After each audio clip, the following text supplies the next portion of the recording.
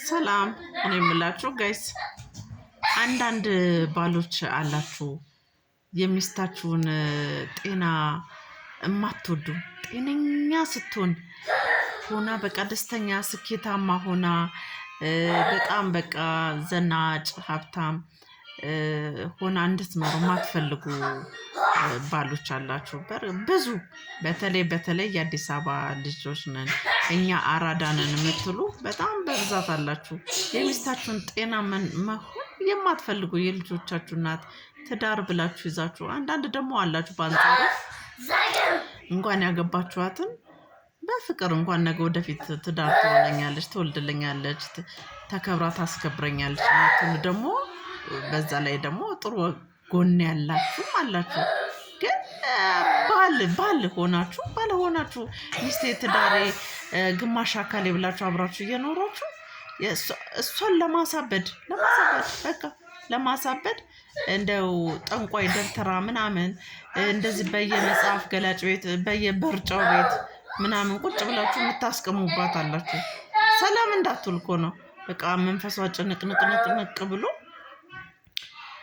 በቃ ራሷን መቆጣጠር አቅቷት በቃ ክፋት እንድታስብ እና እንድትረበሽ በልጆቿ ሁላ ያ የክፋት መንፈስ በልጆቿ ላይ ሁላ በቃ ክፋት እንድታስብ በቃ እንድትናደድ እንድትቆጣ ልጆቿን ላይም በቃ ወይኔ ምናምን በሞቱ ሁላ ምናምን በቃ በጣም አስቀያሚና ዘግናኝ ነገር እንግዲህ በልጅ ላይ እንድታስብ የምታደርጉ ባሎች አላችሁ። አሁን እናንተ ምን ትባላላችሁ? የሚስታችሁ እኮ ጤና መሆን ለእናንተም በሰላም ውሎ የመግባት ስኬት፣ የኑሮ ስኬት፣ ወደፊት ደግሞ አብራችሁ በትዳር አብሮ መኖር፣ ልጅ መውለድ፣ እግዚአብሔር የሰጣችሁን መውለድ፣ ከዛ በኋላ ልጆችን ማሳደግ በጋራ ያው ወንድ ከውጭ ሴት ከቤት ስለሆነ በተቻለ መጠን ወንድ ልጅ ሰርቶ ልጆችን ማሳደግ፣ ከዛ ልጅ ማስተማር፣ ለአቅመ አዳም ሲደርሱ መኳል መዳር፣ ከዛ አያት ሆናችሁ ብዙ እኮ ትዳር እኮ ማለት ሰፊ ነው። ብዙ ኃላፊነት አለው። አያት ሆኖ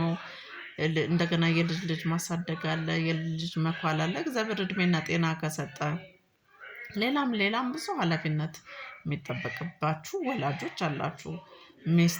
ባል እና ሚስት ትዳር መሰረቱ ማለት ቀላል አይደለም። ክቡር ጋብቻ እውነቴን ነው። ብዙ ኃላፊነት ነው። ሀገር ማለት ነው። ቤተሰብ ከአንድ ይመሰረታል፣ ከአንድ ቤት ይወጣል፣ እነዛ ይወልዳሉ፣ እየተዋለዱ መንደር፣ ሀገር ምናምን ህብረተሰብ ሆነው ሀገር ይሆናሉ። ቀላል አይደለም። ግን አንዳንድ ባሎች አላችሁ። እኔ አሁን በራሴ ላይ የደረሰብኝን ስለማቅ ነው። በእውነት በራሴ ላይ በቃ ህሊና እስከ ማጣት ከባድ መከራ በትዳር ውስጥ ስለደረሰብኝ ነው። ግን ለምንድን ነው እንደዚህ የሚሆነው? እና አንዳንድ ባሎች አላችሁ ብትመከሩ መልካም ባለ ትዳሮች አሉ፣ መልካም ባሎች አሉ፣ መልካም አማቾች እንዳሉ አውቃለሁ። ግን እንደኔ ያለ ደግሞ በጣም ክፉ በቃ መርደረን ለስሙ አራዳ የውጭ አልጋ የቤት ቀጋ የሆነ ካላችሁ በጣም አደጋ ነው። በጣም ስለ ልጆቻችሁ ዞር ብላችሁ ማሰብ አለባችሁ። ሚስታችሁ አይምሮ ተቃወሰ ማለት ወይ የባላችሁ አይምሮ ተቃወሰ ማለት በቃ ለእናንተም ስኬት አይሆንም። ሚስት አይምሮ ከተቃወሰ እንድትቃወስ ካደረጋችሁ በሰላም ወጥታችሁ መግባት አትችሉም። በግልጽ ማለት ነው። ስራ የማይሳካም ስትወጡ ለምሳሌ ቀን ስራ ሰራተኛ ከሆንክ ልሰራ ጠዋት ይዘህ የወጣሁን ማዳበሪያ ማታ ባዶውን ይዘህ ትመለሳለህ። ያ እንዳይሆን እና አስቡበት ለማለት ፈልጌ ነው። ሀሳብ አስተያየት ካላችሁ አይከፈልበትም፣ አነባለሁ።